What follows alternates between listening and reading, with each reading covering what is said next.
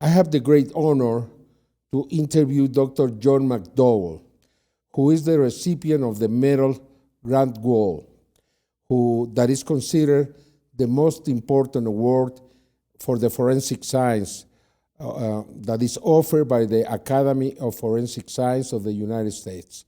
It's a great honor. He went with us to Lima to investigate the bodies of the so-called Tridactyl creatures that were found in Nasca in Peru. And I want to ask you, Doctor, after you went there, after you saw these bodies, what are your considerations? I wouldn't say conclusions because we are far from that, but your considerations at this moment with these bodies. Okay. First of all, Jaime, thank you for having me here today, and thank you for all of your efforts that you've put on behalf of solving this, we'll call it a mystery. So please know that I speak today from my own opinions, not the opinions of anyone else or any organization. So the considerations that we have going on right now, Dr. Caruso and Dr. Rodriguez and I spent about 7 hours examining these, shall we call them entities, bodies, tridactyl bodies. And from what we found, we believe that there is enough information that we were able to view and collect that further investigations are necessary to determine exactly what these are, whether they're indeed a different species or if they are some kind of manipulation of human bodies. But what you saw is enough to consider this interesting? Oh, very interesting. Yes, indeed. The scans that we have seen, also the fluoroscopy and the computed tomography give us more information, but we need more sophisticated tests. One of the things that I would strongly recommend is to take genetic information, DNA, from the hands and the feet of these tridactyl bodies, and then compare it to the rest of the body to determine if they are the exact same DNA. There were some people in Peru that were claiming that these bodies were fakes. Did you find that they were fakes? Not at this point. They're real. We can touch them, we can feel them, we can examine them. Our examinations are somewhat limited by the positions that the bodies have come into through the mummification process. And also, as you know, they're coated with diatomaceous earth, which makes it difficult to directly visualize the anatomic structures. Why is this so interesting, Doctor? Anything of this nature is interesting. It's part of science, investigating some new discovery and trying to find some explanation for it. Could this be one of the biggest mysteries in the forensic science in the world right now? Well, it certainly could be, yes. You say that we have to continue. Where would you suggest that investigation should be done?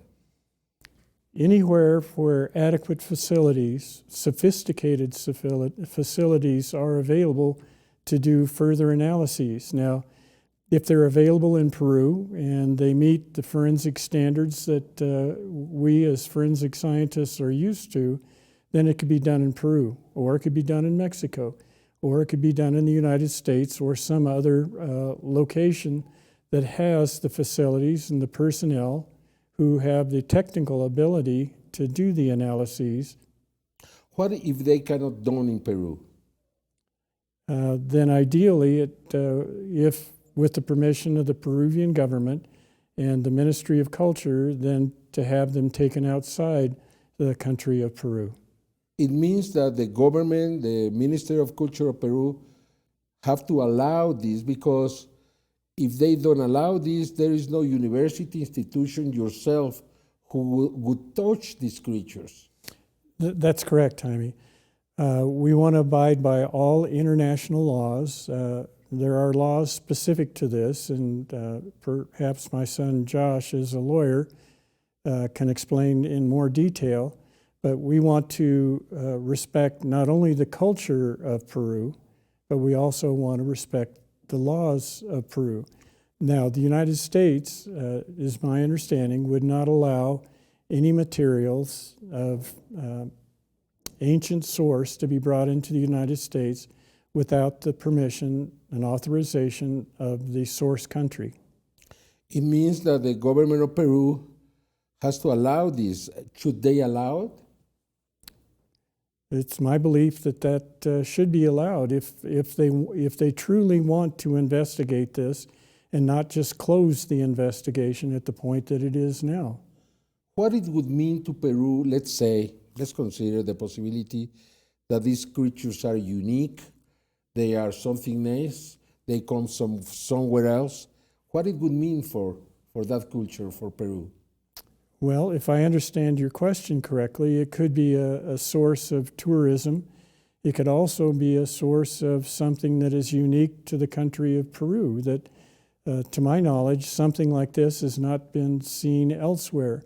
There are genetic anomalies that manifest themselves as anatomic anomalies that are seen in other parts of the world, but I personally have not heard or read about or seen as many tridactyl bodies as what is available in Peru.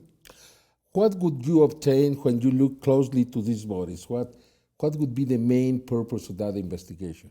Well, we'd like to see the anatomy of the bodies in more detail, and that would require removing the diatomaceous earth so that the bones could actually be viewed directly, either macroscopically or microscopically, meaning direct visualization, just like you and I are talking today, or doing microscopic examination as well as any biochemical analysis that could be done. Is it necessary to preserve these bodies because it seems that they are degrading since they were taken out from the caves? Oh yes, it's very important that the biologic evidence be preserved. If not, for instance, DNA could degrade and make it much more difficult, if not impossible, to do analysis. So yes, they need to be preserved in a proper way. It means that has to be soon. I would think sooner is better than later. Could they be destroyed then if we don't do anything? Well, potentially yes. Material could be destroyed. This could become dust because if they are 1,000, 2,000 years old and we interrupt the process where they were being preserved with this diatomea earth, now they are not protected, let's say. Yes, they're not in the environment they were extracted from. So perhaps it certainly is possible that degradation could start and accelerate. How a body can be preserved, Doctor? I'd leave it to other people to describe that, but usually it means keeping it in a cool, dark place so that it mimics the environment that the bodies were recovered from. Do you need special chambers for that? It could be, yes.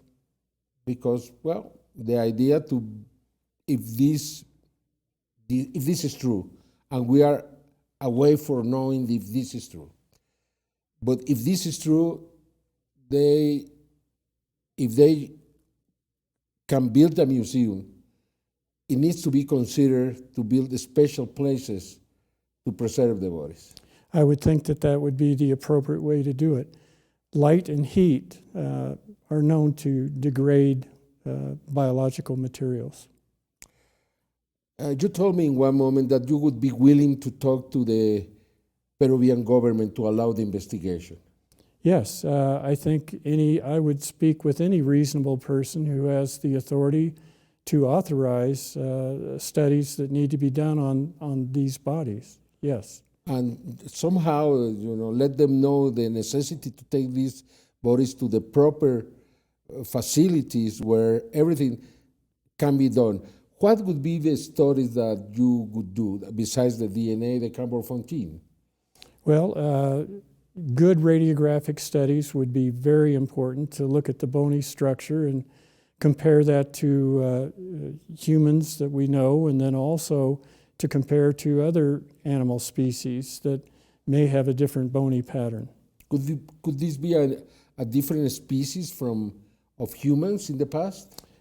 I don't know. I assume that may be possible, but I just don't know. There are so many possibilities right now. There are indeed, and that's why the investigation needs to move forward. And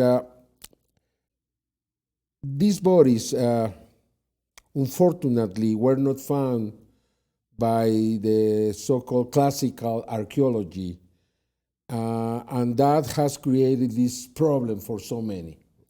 I think that's true. It would have been ideal if they'd been seen initially and identified for what they are, archaeologic artifacts, to get well-respected, knowledgeable, competent archaeologists to come in and collect the remains in the proper way, transport them so that they're not damaged, and then, as you've mentioned, keep them in a storage facility where degradation is not likely to occur. Since you have the statue, you are so well known in the United States and throughout the world, would you be willing to lead this investigation, Doctor? I'm flattered by what you just said. I don't know how accurate it is, but I am, I think I'm well respected. I have credibility. And yes, I would be glad to participate in any negotiation or arbitration to have various organizations or bodies work together towards the common goal of finding out what these are, Jaime. Well, from this moment, you are. You're so kind. Can you tell us what is the Gradwohl Award, please? Well, it's an award that is given not every year, but frequently given to people who have made contributions to the forensic sciences as well as to the community, education, and research. It covers a wide range of topics. And as I said when I was given the award, it's if you live long enough and you continue to work, this award may be given to you. Well, can you tell us what have you done in the last 60 years, please? 50 years? Oh, gosh. Everything from being a private practice dentist, and then I went back to school after practicing for 10 years. And prior to that, I was 2 years as an active duty military dentist. And that's where my education in forensic dentistry and forensic sciences began. I took courses at the Armed Forces Institute of Pathology, and over the last many, many years, I've attended almost every year at least one scientific meeting with the American Academy of Forensic Sciences, the American Society of Forensic Odontology, and similar organizations. And because I am Associate Medical Examiner in the City and County of Denver, Colorado, I learn something every time I participate in a case with Dr. Caruso and his medical staff of forensic pathologists. So continuing education is what makes us what we are. We can't become stagnant. We need to move forward, and hopefully this exercise will help me learn from Dr. Caruso, Dr. Rodriguez, and any other individuals, Peruvian, Mexican, I don't care where they're from, as long as they're competent and interested in participating in this adventure. Since you are now going to lead this investigation, are you inviting other scientists to join you? Sure, and I would recommend that any knowledgeable individual would contact us, contact you, and see if we can work together. And as I said at the press conference, none of us is as smart as all of us. If we can work together, I think we can solve this, whether this is, let's say, solve the mystery. It's a big mystery. It's fascinating. That's a very good term. I think it is fascinating. When the first time I physically saw these bodies, I was taken aback. Like I said, I've never seen anything like this before, nor do I know of anybody who has, other than the Peruvian and Mexican scientists who have looked at this over the last 7 years. And so it was a very enlightening experience to work with them and to listen to their viewpoints and listen to what they believe. And I hope they listen to myself, Dr. Caruso, and Dr. Rodriguez. Yeah, I think I am extremely excited. I am so pleased that someone like you joins this, because all we want, and I want to say this publicly, all we want is the truth, whatever it is. And that is up to the scientists to decide, after a full investigation, to do everything that is necessary to arrive to the truth, because this truth belongs to the people of Peru and also belongs to the people of the world. This could change history.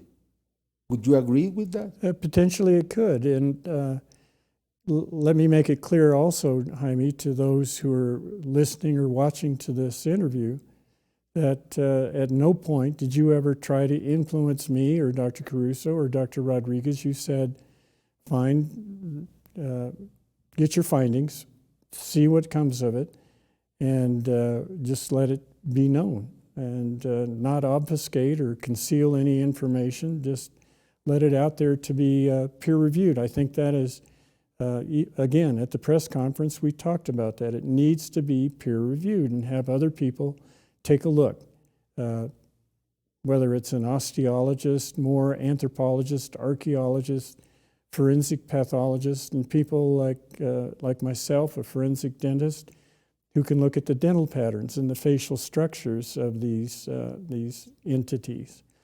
And I think that that'll be very, very valuable. Were you not paid in any way?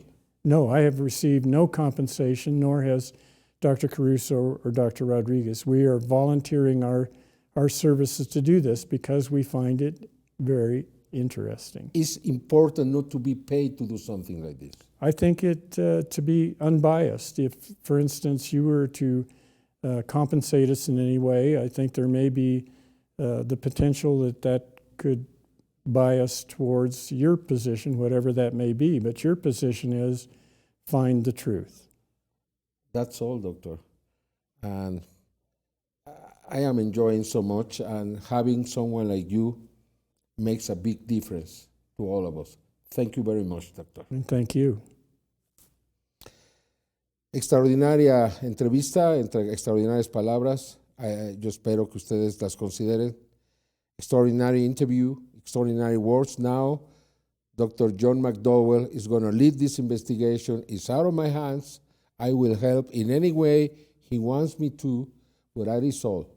Now it's in the hands of the scientists to decide if this is a true finding or what it is, whatever it is.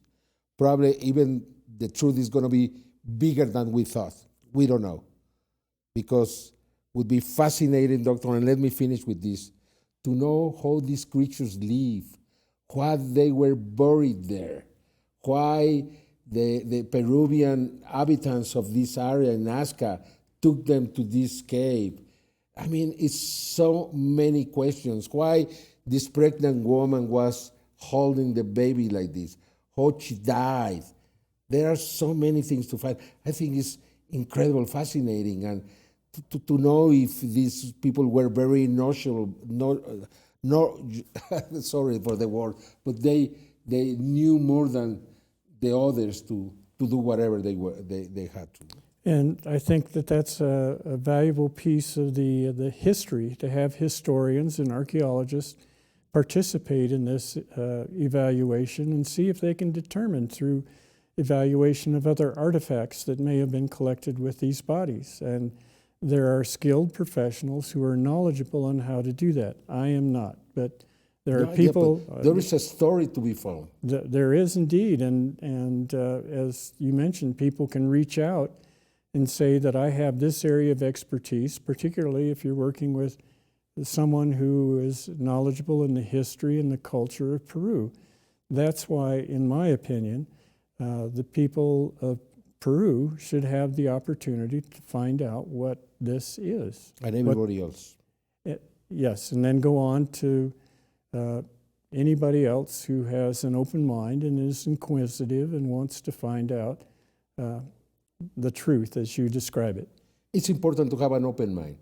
Oh, indeed. If you don't have an open mind, you're not moving forward. You're retrogressing. And to have an open mind is what science is all about. If we took some of the positions that were held in the past with the universe rotating around, or the solar system rotating around the Earth, which is false, and through people having an open mind and being inquisitive and looking at the scientific basis to say that no, we rotate around the sun. However, the truth is sometimes very difficult to find. Sometimes it upsets other individuals who have a static viewpoint and won't listen to anything else. Prejudices. That's a good term, prejudice. You prejudged the outcome. And we don't know yet. We don't know. Not yet. And with the proper analysis and the proper procedures, hopefully we can know what it is, what they are. Thank you, Doctor. My pleasure. I am very honored to have this interview with Dr. John McDowell. I hope you enjoyed it. Espero que pues se hayan divertido, que haya sido interesante para ustedes esta extraordinaria entrevista con el Dr. John McDowell, que a partir de este momento lidera esta investigación. Muchísimas gracias.